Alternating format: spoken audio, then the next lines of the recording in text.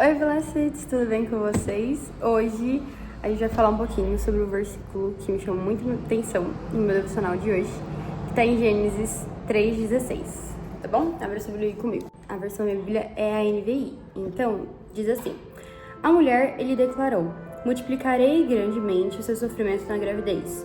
Com o sofrimento você dará à luz filhos. Seu desejo será para o seu marido e ele a dominará. A parte que a gente vai focar nesse estudo de hoje é justamente essa: seu desejo será para o seu marido e ele a dominará.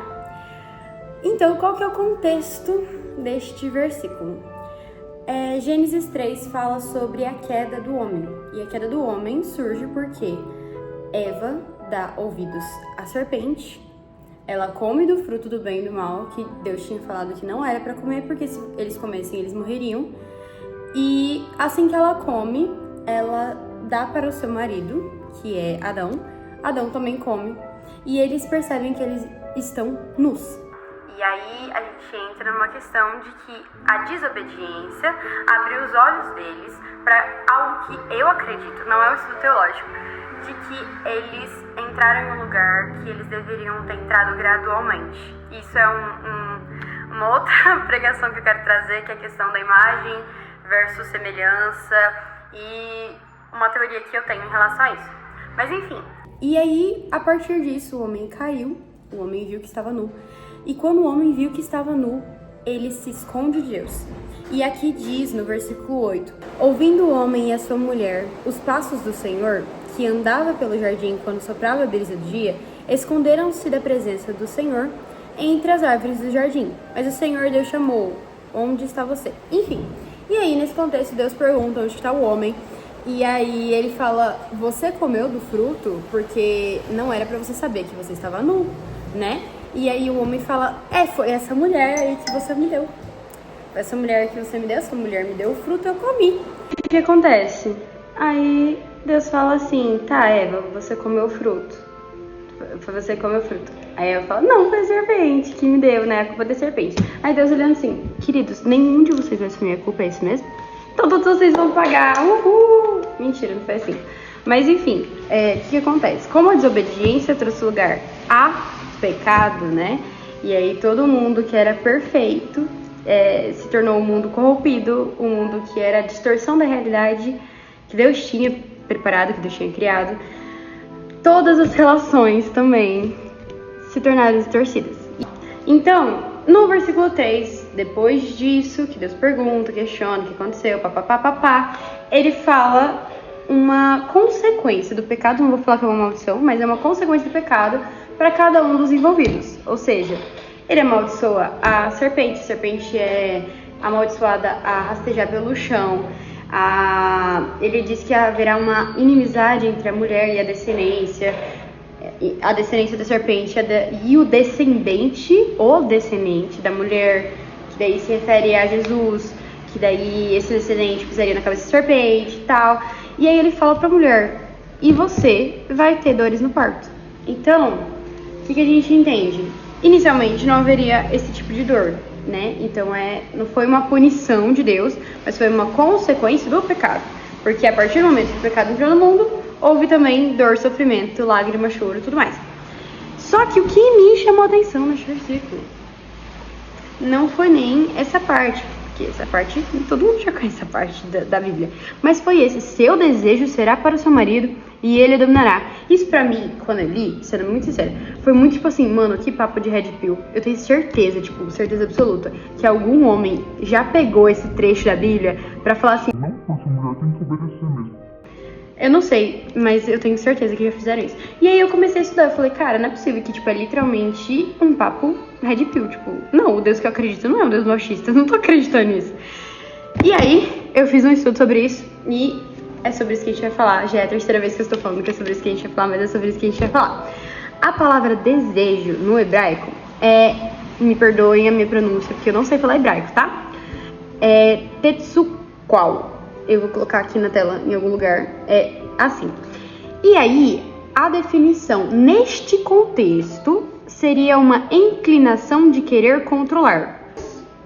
Tem vários estudos sobre esse trecho. Tem gente que acha que é um desejo sexual, tem gente que acha que é uma dependência emocional, tem gente que acha que é uma necessidade e tem gente que acha que é uma inclinação para controlar. Mas, vendo o contexto do texto, eu acredito um pouco mais nessa versão, de uma inclinação de querer controlar. E aí, essa palavra, ela é citada só 3 vezes na Bíblia. Em Gênesis 3:16, que é o versículo que a gente leu, Gênesis 4:7 e Cânticos dos Cânticos 7:10. E aí, vocês vão ler esses versículos, eu vou colocar aqui na tela. Eu poderia traduzir esse trecho para a seguinte frase.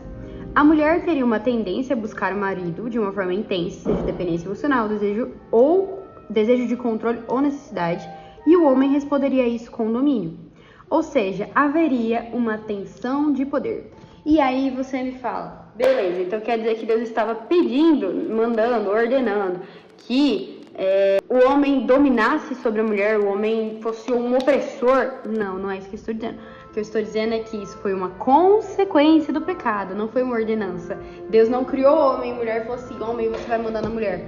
Não, Deus criou homem e mulher para que os dois governassem sobre toda a terra, e depois do pecado, o homem começou a dominar a mulher. Não porque Deus quis que fosse assim, mas porque houve uma tensão de poder a partir da ruptura de uma ligação com Deus.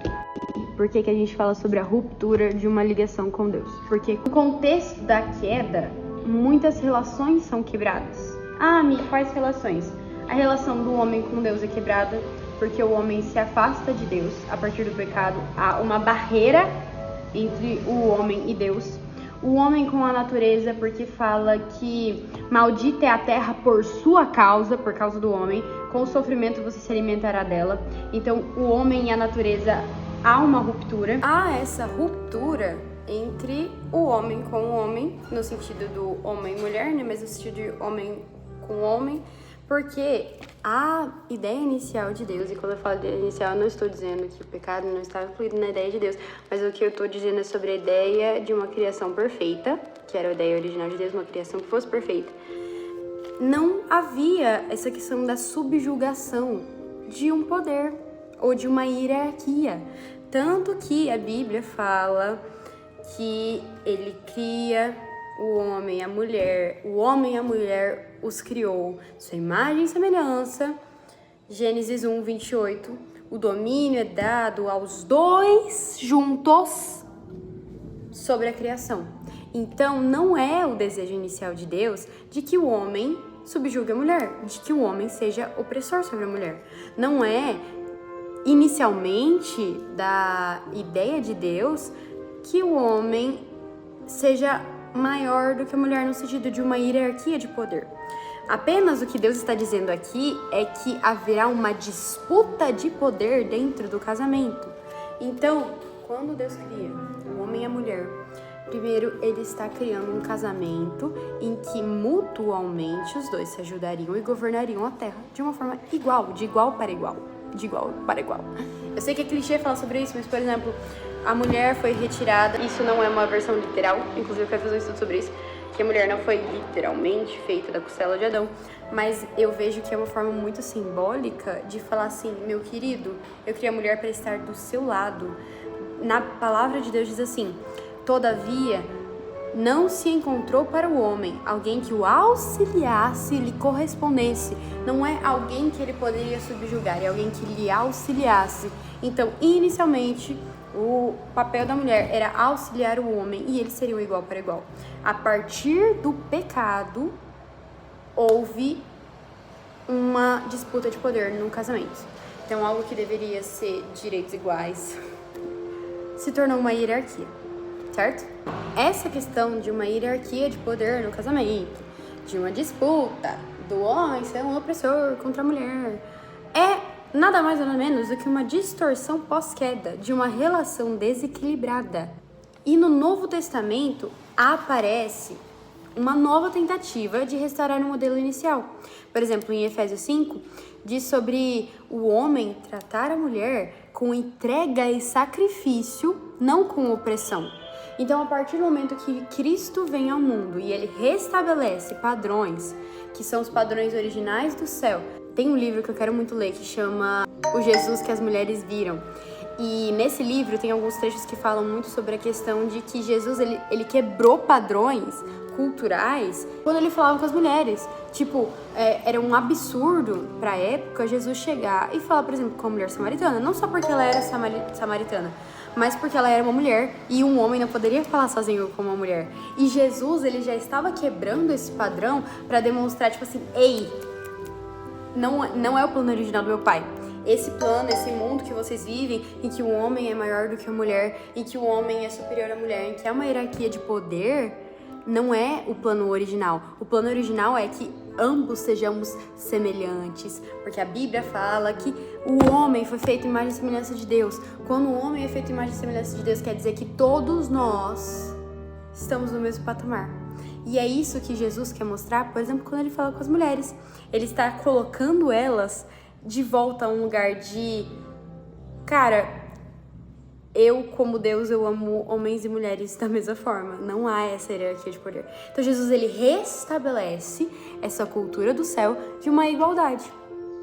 Então, em Efésios 5, já vem essa questão do mandamento. Paulo traz esse mandamento aos maridos, às suas esposas. Ele diz que as mulheres devem se submeter ao seu esposo, porque apesar de Jesus já ter restabelecido alguns padrões do céu, ainda vivemos em um mundo distorcido, né, de pecado. E nada mais está do que apenas algo que Deus já tinha falado, né, que o homem a dominaria. Mas Paulo também chama atenção para que os homens não ajam mais nesse sentido de submissão, de exigir uma submissão como uma forma de opressão, mas como uma forma de algo que é mútuo. Então a mulher, ela está lá no casamento para ela se doar para o seu marido, para ela se submeter ao seu marido no sentido de respeito, de, enfim, de estar caminhando sobre a mesma visão, blá blá blá blá blá blá blá, né? Mas sem confrontar ou sem disputar um poder, entende? Submissão não é sobre você se submeter a qualquer tipo de situação. Quando Paulo diz para as mulheres se submeterem ao seu esposo, ele tá dizendo no sentido de se submeter a uma autoridade de algo que foi uma consequência. Então, Paulo só tá dizendo assim, mano, não disputa o poder, velho. Não disputa, tipo, não discute. Não dispute poder. A mulher não tem que tentar, entendeu? Se sobressair sobre um homem. A mulher não precisa disputar o poder com o homem. Cada um tem o seu papel. E assim como ele diz isso pra mulher, ele também diz pro homem, ei, meu querido, você não tem que oprimir a sua esposa. Você tem que amar ela como Cristo amou a igreja, com entrega e sacrifício, como alguém que estaria disposto a morrer por ela. Então, Paulo, ele tá trazendo de volta um padrão que Cristo sempre quis, que é uma questão de mutualismo. As mulheres não estão ali para servir os homens. Deus não criou a mulher para servir o homem, ela criou para auxiliar, mas como um ser individual também, não como alguém que depende de um homem, certo? E aí Paulo, ele só traz essa ideia de novo do mutualismo, não de uma questão de hierarquia, mas de uma questão em que cada um tem o seu papel. E assim como a mulher se doa para o seu marido, o marido se doa para a sua mulher. Tanto que ele diz que o corpo da mulher é do seu marido, mas o corpo do marido também é de sua esposa. De uma forma resumida, essa palavra é desejo e essa palavra dominar no hebraico são palavras que se referem a uma questão de conflito de poder que haveria no casamento após a queda. E não há algo que Deus teria estabelecido. Não há algo que era a vontade de Deus, mas algo que era a distorção do que Deus criou quando criou um homem e mulher. Tá bom? Então é isso. Um beijo pra vocês e espero que vocês tenham entendido.